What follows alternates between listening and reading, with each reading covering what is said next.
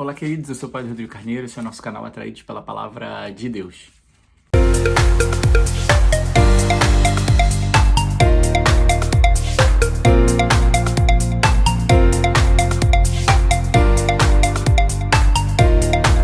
Bem, então nessa quinta-feira, seja muito bem-vindo você que é um atraído pela Palavra de Deus, você que tem feito com a gente essa experiência com a Palavra. Seja muito bem-vindo você que também hoje é chamado e convidado, né? Toda quinta-feira é dia de adoração, então chamado a adorar o Senhor, a se colocar diante dele, né? Nas realidades e nas necessidades da nossa vida, pedindo ao Senhor para que seja o sustento, né? Adorar é também contemplar o Senhor. A gente contempla ele aqui no canal, a gente contempla o Senhor na palavra, mas também adorá-lo em espírito e em verdade, em corpo, sangue, alma e divindade, também na Eucaristia. Bem, a liturgia de hoje ela é uma liturgia simples, mas densa, né? Em primeiro lugar, nos Atos dos Apóstolos, a gente vai ver que ontem Paulo e Barnabé foram até os apóstolos para discutir uma questão se deveria ou não circuncidar os pagãos, porque era uma prática judaica circuncidar os pagãos.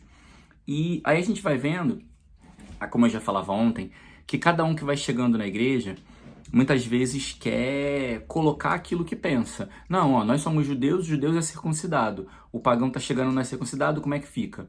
Então, Paulo, Barnabé e os apóstolos, eles vão se reunir para tentar discernir o que deve ser feito. Vamos circuncidar os pagãos ou vai prevalecer apenas o batismo, que foi o mandato de nosso Senhor? Ide por todo mundo e batizai-os em nome do Pai e do Espírito Santo.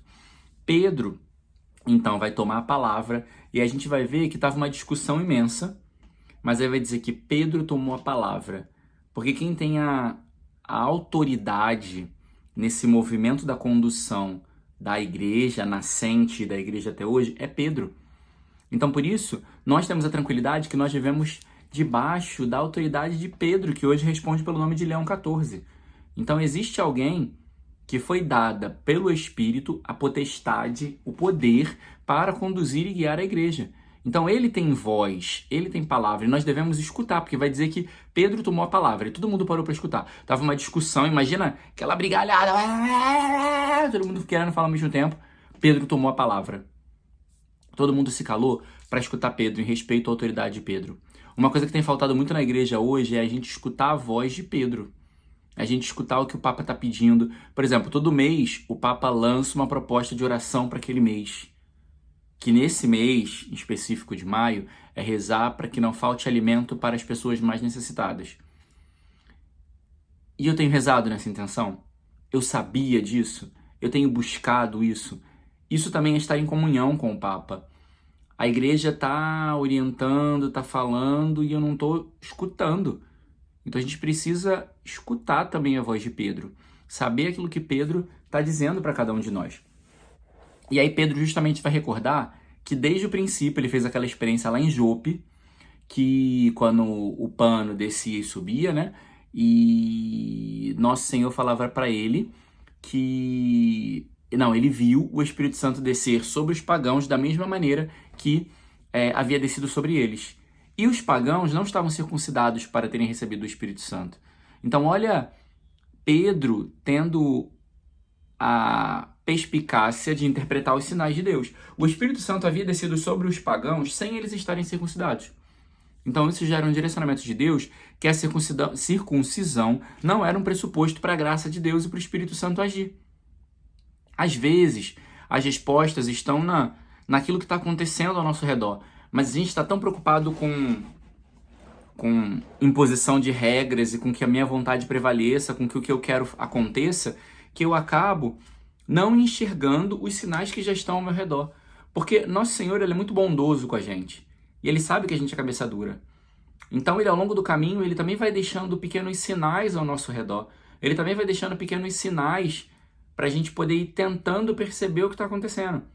Então, às vezes, se eu paro de me preocupar tanto com pedindo, Senhor, me dá isso, me dá aquilo, faz do meu jeito, e eu parar com tranquilidade e avaliar o que está acontecendo, analisar o que está acontecendo ao meu redor, talvez os sinais estejam aí. Talvez o Senhor já está dando sinais da vontade dele, o Senhor está dando indícios, respostas mas eu não estou conseguindo enxergar, porque eu estou querendo que seja da minha maneira e do meu jeito. Eu estou querendo impor as minhas regras para Deus. Também a gente vai ver que o Senhor estava dando esses sinais claros, mas que, assim como o sonho de Pedro antes de ir a Jope, assim como o sonho de Pedro naquele contexto, eles vão dizer, ó, a única coisa que a gente precisa fazer é que os pagãos precisam cumprir as regras, porque os pagãos eles comiam carnes que eram consagradas a ídolos, os pagãos comiam carne com sangue ainda. Então, vamos pedir a eles que pelo menos cumpram as nossas regras, porque a circuncisão era uma regra, mas era uma regra do judaísmo, não era uma regra cristã. E o Espírito havia descido sobre os pagãos sem serem circuncidados. Então, compreende que não era uma regra. Mas agora, não comer carne consagrada, não comer carne com sangue, isso era uma regra. Era um preceito que o próprio Senhor havia dito e mostrou para Pedro. Então vamos pedir a eles para que pelo menos não façam isso. E vamos continuar seguindo e vendo como que o Senhor vai manifestando também a sua vontade. Porque na igreja também as coisas funcionam assim, né? A gente vai caminhando e no caminho o Senhor vai mostrando qual é a direção. Ele é o próprio caminho. Então, caminhando com Ele, a gente vai entendendo aquilo que Ele quer, a direção que Ele quer mostrar para cada um de nós. O Evangelho também é uma continuação de ontem, como eu já dizia ontem, vai trazer esse elemento de João do permanecer. E aí quando traz esse permanecer em João, ele vai falar do permanecer que é diferente do ficar, né? Por quê? O ficar, por exemplo, eu fico em casa. Eu fico em casa quando eu não tenho nada para fazer. Eu fico em casa quando eu tô cansado. Eu fico em casa muitas vezes porque é um lugar seguro. Mas agora, se eu tô em casa, e aqui no Chile às vezes acontece isso, se eu tô em casa e começa um terremoto, a orientação que a gente tem é sair, não permanecer em casa. Porque permanecer na casa no meio de um terremoto pode te colocar em risco. Permanecer em meio a uma tribulação, mudando agora do terremoto, é meio uma tribulação, é meio uma dor, e meio a algo que está difícil. É isso que Deus nos pede. Porque ficar é um verbo que a gente fica muitas vezes onde é cômodo. Eu fico ali. Mas permanecer é permanecer diante mesmo das dificuldades. Porque, por exemplo, uma pessoa quando chega num lugar que não agrada, ela diz, ali eu não fico. Mas permanecer é estar naquele lugar, ainda que seja difícil, ainda que esteja doendo, ainda que eu não compreenda, ainda que seja complicado para mim, ainda que seja perigoso, é permanecer. E eu permaneço no amor. Eu permaneço por amor.